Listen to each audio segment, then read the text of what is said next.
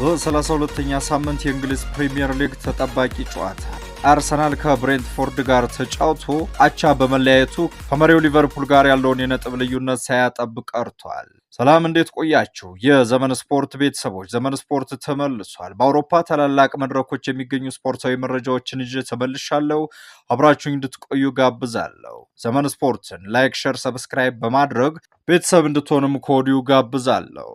ትናንት ምሽቱን በአውሮፓ ታላላቅ መድረኮች የሚጠበቁ ታላላቅ ጨዋታዎች ተደርገዋል። በዚህም በእንግሊዝ ፕሪሚየር ሊግ 5 ያህል ጨዋታዎች የተደረጉ ሲሆን ቀን 8 ሰዓት ከ30 ሲል ተጠባቂ የነበረው ማንቸስተር ሲቲ ከክሪስታል ፓላስ ያደረጉት ጨዋታ በማንቸስተር ሲቲ 5-2 አሸናፊነት ተጠናቋል።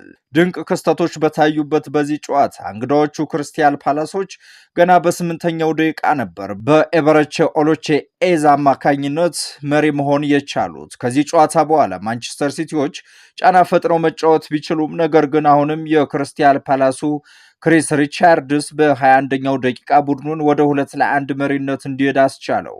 ከዚህ በኋላ ነበር ነገሮች ሁሉ የተቀየሩት። ይህ ዓመት ለማንቸስተር ሲቲ እና ለፔፕ ጋርዲዮላ የማይሆን ዓመት ነው ተብሎ ሲነገር ቢቆይም ኬቨን ዴብሮይነ በ33ኛው ደቂቃ ባለሜዳዎች ማንቸስተር ሲቲዎች ወደ ጨዋታ የተመለሱበትን የመጀመሪያ ጎል አስቆጠረ። በመቀጠልም የመጀመሪያው ጎል ከተቆጠረ ከ3 ደቂቃዎች በኋላ በዚህ ዓመት ማንቸስተር ሲቲን የተቀላቀለው ግብፃዊ ኦማር ማርሙሽ ያቻነቷን ጎል አስቆጠረ። ከዚህ በኋላ በደንብ መነቃቃት የቻሉት ማንቸስተር ሲቲዎች በ47ኛው ደቂቃ በ56ኛው ደቂቃ እና በ79ኛው ደቂቃ በተከታታይ በማቴዮ ኮቫቺች፣ በጄምስ ምካቴ እና በኒኮ ኦሪሊ አማካኝነት 3 ጎሎችን በማስቆጠር በ32ኛ ሳምንት የእንግሊዝ ፕሪሚየር ሊግ ተጠባቂ ጨዋታ ክሪስታል ፓላስን 5-2 በሆነ ውጤት ማሸነፍ ችለዋል። በዚህ ጨዋታ እንግዲህ ተጠባቂ የነበረው የማንቸስተር ሲቲ እና የክሪስታል ፓላስ ጨዋታ በአሰላለፉ በማንቸስተር ሲቲ በኩል በ4-2-3-1 አሰላለፍ በቋሚ አሰላለፍ ከዚህ ቀደም የምናውቃቸውን የተለያዩ ተጫዋቾችን ፔፕ ጋርዲዮላ አሰልፎ መግባት ችሏል። ከነዚህም መካከል እንግዲህ ሪኮ ሉዊስ እና ኒኮ ኦሪሊ ወጣት የሚባሉ የማንቸስተር ሲቲ ተጫዋቾች ናቸው። ኒኮ ኦሪሊም እንግዲህ ድንቅ ብቃቱን በዚህ ጨዋታ ላይ ማሳየት ሲችል 1 ጎልም ማስቆጠር ችሏል። ከዚያ ውጭ እንግዲህ በክረምቱ ከማንቸስተር ሲቲ የሚለያየው ኬቨን ዴብሮይንም 1 ጎል ማስቆጠር ችሏል። በዚህም እንግዲህ ማንቸስተር ሲቲ በፕሪሚየር ሊጉ የደረጃ ሰንጠረዥ ወደ 4ኛ ደረጃም ያደገበትና የከርሞውን የአውሮፓ ቻምፒየንስ ሊግ እድሉን ለማረጋገጥ የሄደበትን ርቀት እያሰፋም ይገኛል። ማንቸስተር ሲቲ ከኖቲንግሃም ፎሬስት በ2 ነጥብ ብቻ ርቆ 4ኛ ደረጃ ላይ ተቀምጧል። ትናንት ምሽቱን የተካሄደው ሌላኛው የእንግሊዝ ፕሪሚየር ሊግ ተጠባቂ ጨዋታ አርሰናል ከብሬንትፎርድ ጋር ያደረጉት ጨዋታ ነበር። ይህም ጨዋታ 1 አቻ በሆነ ውጤት ተጠናቋል። ትናንት ምሽቱን የተካሄደው የእንግሊዝ ፕሪሚየር ሊግ ሌላኛው ተጠባቂ ጨዋታ አርሰናል ከብሬንትፎርድን አገናኝቷል። ይህ ጨዋታ ምሽት 1 ሰዓት ተኩል ሲል የጀመረ ሲሆን አርሰናሎች ከብሬንትፎርድ ያደረጉትን ጨዋታ 1 አቻ በሆነ ውጤት አጠናቀዋል። አርሰናሎች የፊታችን ሮብ በአውሮፓ ቻምፒየንስ ሊግ የሩብ ፍጻሜ 2ኛ ዙር የመልስ ጨዋታ የሚያደርጉም ሲሆን ይህንን በማስታወስ በተቀያሪ ወንበር ላይ የሚገኙ ተጫዋቾችን ይዘው መግባት ችለዋል። በዚህም በ4-3-3 አሰላለፍ የገቡት አርሰናሎች ከኋላ ላይ ቶማስ ፓርቴ፣ ዊሊያም ሳሊባ፣ ጃኮብ ኪዮር እና ኬራን ቲርኒን በቋሚ አሰላለፍ ይዘው መግባት ችለዋል። መሃል ላይ ኦሌክዛንደር ዚንቸንኮ፣ ጆርጊኒዮ እና ዴክላን ራይስን ይዘው ሲገቡ በፊት መስመር ላይ ኢታን ንዋኔሪ፣ ሊያንድሮ ትሮሳልድ እና ማርቲኔልን ይዘው መግባት ችለዋል። በዚህም ማሰላለፍ እንግዲህ አርሰናሎች የተሻለ እንቅስቃሴ ማሳየት ችለው ነበር። ነገር ግን ቋሚ የሚባሉት ከፊት ላይ ከጉዳት የተመለሰው ቡካዮ ሳካ አለመኖሩ እንዲሁም ከኋላ ላይ ወጣቱ መድፈኛ ማይልስ ሉዊስ አስኬሊ አለመኖሩ በዚህ ጨዋታ ላይ የጎዳቸውም ይመስላል። የተለያዩ ፖሴሽኖችን ከብሬንትፎርዶች ተሽለው የኳስ ብልጫን ማድረግ የቻሉ ቢሆንም ነገር ግን ጎልን ኳስን ከመረብ ጋር ማገናኘት አልቻሉ። እንግዲህ አርሰናሎች በእንግሊዝ ፕሪሚየር ሊግ በ32ኛ ሳምንት የብሬንትፎርድ ጋር በነበራቸው ጨዋታ 1 አቻ መለያየታቸውን ተከትሎ ከመሪው ሊቨርፑል ጋር ያላቸውን የነጥብ ልዩነት ወደ 10 ማጥበብ ሲችሉ ነገ ሊቨርፑል የሚያሸንፍ ከሆነ ይህ ነጥብ ወደ 13 ከፍ የሚልም ይሆናል። በዚህ ጨዋታ ላይም አርሰናል የተሻለ እንቅስቃሴ ማሳየት ችሏል። ነገር ግን የቶማስ ፍራንኩ ብሬንትፎርድ ከኋላ ላይ በደንብ ዘግቶ በመጫወትና ኳሶች ወደ የጎል ክልሉ እንዳይገቡ በመከላከል ረገድ የተሻለ እንቅስቃሴን ማሳየት ችለዋል። በመጀመሪያው 45 አርሰናሎች ምንም አይነት የጎል አስተዋጽኦ ማድረግ አልቻሉም። ከኋላ ላይ ኪሪያን ቲርኒ ወደ ውስጥ ለመግባት እየሞከረ የነበረ ቢሆንም ነገር ግን ይህንን ሙከራውን ወደ ስኬት የሚቀይርለት አጥቂ ማግኘት አልቻለም።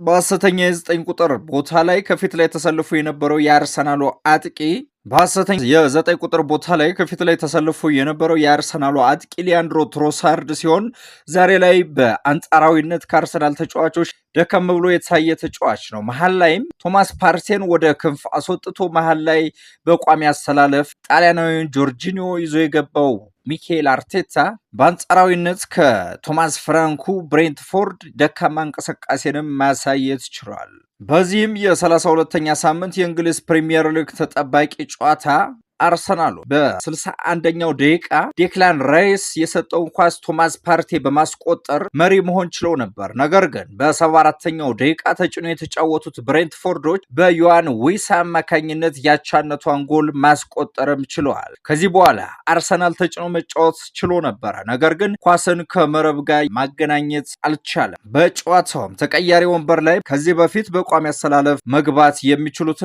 ዛሬ ላይ በተቀያሪ ወንበር ላይ የተቀመጡት ሉዊስ ስኬሊ በኪሪያን ቲርኒ በ62ኛው ደቂቃ፣ ማርቲን ኦዲጋርድ በኦሌክዛንደር ዚንቸንኮ 62ኛው ደቂቃ፣ ኢታን ንዋኔሪ በቡካዮ ሳካ በ63ኛው ደቂቃ እና ጁሪየን ቲምበር በቶማስ ፓርቲ በ69ኛው ደቂቃ ቀይሮ ማስገባት ችለው ነበረ።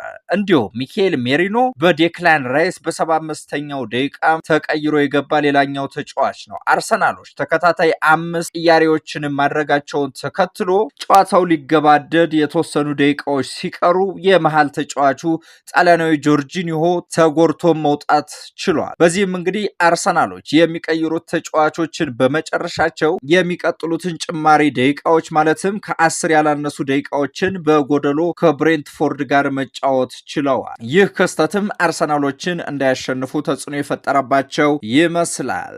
እንግዲህ ብሬንትፎርድም በዮዋን ዊሳ አማካኝነት በ74ኛው ደቂቃ ነው ያቻነቷን ጎል ማስቆጠር የቻለው። በዚህም እንግዲህ የእንግሊዝ ፕሪሚየር ሊግ ቴብሉን ስንመለከት ብሬንትፎርድ ወደ 11ኛ ደረጃ በመምጣት እንግዲህ ነጥቡንም አሻሽሏል። የደረጃ ሰንጠረዡንም በ11ኛ ቦታ ላይ በመቀመጥ ከብሬንትፎርድ በመቀጠል ክሪስታል ፓላስ፣ ማንቸስተር ዩናይትድ፣ ኤቨርተን፣ ቶተንሃም፣ ዌስትሃም እንዲሁም ወልቭስ እስከ 17ኛ ደረጃ ያለውን ቦታ መያዝ የቻሉ ሲሆን 18፣ 19ኛ እንዲሁም 20ኛ ደረጃ ላይ የተቀመጡት ወራጅ ቀጠና ላይ ያሉት ኢፕስዊች ታውን፣ ሌስተር ሲቲ እንዲሁም ሳውዝሃምፕተኖች ናቸው። በሌላ የእንግሊዝ ፕሪሚየር ሊግ ጨዋታ ብራይተን ኤንድ ሆቭ አልቢዮን ከሌስተር ሲቲ ተገናኝተው 2-2 መለያየት ሲችሉ ኖቲንግሃም ፎሬስት ከኤቨርተን ተገናኝተው ባለሜዳዎቹ ኖቲንግሃም ፎሬስቶች በኤቨርተን 1-0 በሆነ ውጤት ተሸንፏል። እንዲሁም ሳውዝሃምፕተን በአስቶን ቪላ 3-0 በሆነ ውጤትም ተሸንፏል። የእንግሊዝ ፕሪሚየር ሊግ ሌሎች ጨዋታዎች ዛሬ የሚቀጥሉ ሲሆን ምሽት 10 ሰዓት ጀምሮ ጨዋታዎችም ይደረጋሉ።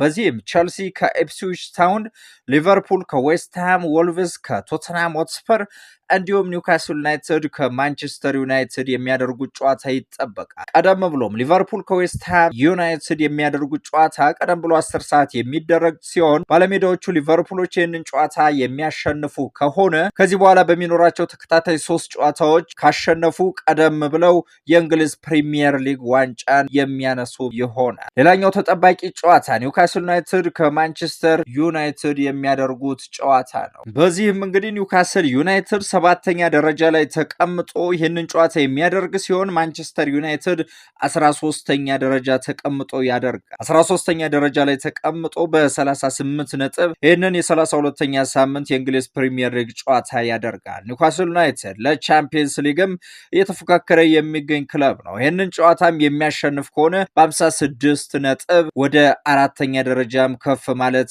የሚችል ክለብ ይሆናል። ይህም ለከርሞ የቻምፒየንስ ሊግ ቦታ የሚፋለም ክለብ እንዲሆንም ያስችለዋል ማለት ነው። ሌላ እንግዲህ በአውሮፓ ታላላቅ መድረኮችም ጨዋታዎች ተደርገዋል። በዚህም ሪያል ሶሴዳድ ከማሎርካ፣ ጌታፌ ከላስ ፓልማስ፣ ሴልታ ቪጎ ከስፓኞል እና ሌጋኔስ ከባርሴሎና ተጠባቂ የነበረ የስፔን ላሊጋ ጨዋታ ነበረ። በዚህም ሪያል ሶሴዳዶች በማሎርካ ባልተጠበቀ መልኩ 2-0 በሆነ ውጤት ሲሸነፉ፣ ላስ ፓልማስ ጌታፌን 3-1 በሆነ ውጤት አሸንፈዋል። ሴልታ ቪጎ ከኤስፓኞል ያደረጉት ጨዋታ በኤስፓኞል 2-0 በሆነ ውጤት ተጠናቋል። እንዲሁም ተጠባቂ የነበረው የስፔን ላሊጋ መሪው ባርሴሎና ሌጋኔስን አስተናግዶ 1-0 በሆነ ውጤት ማሸነፍም ችሏል።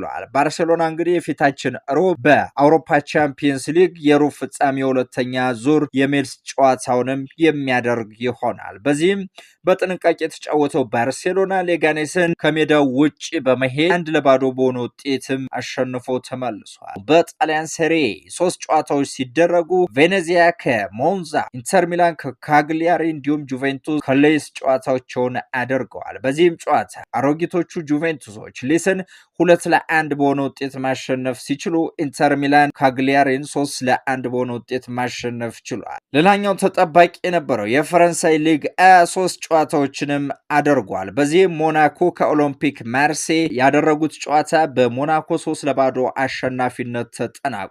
ሌላኛው 2 ጨዋታ ቱሉሴ ከሌል እንዲሁም ስትራስቡርግ ከኒስ ያደረጉት ጨዋታ የነበረ ሲሆን ሊሎች ቱሉሴን 2-1 በሆነ ውጤት ማሸነፍ ሲችሉ ስትራስቡርግ ከኒስ ያደረጉት ጨዋታም 2 አቻ በሆነ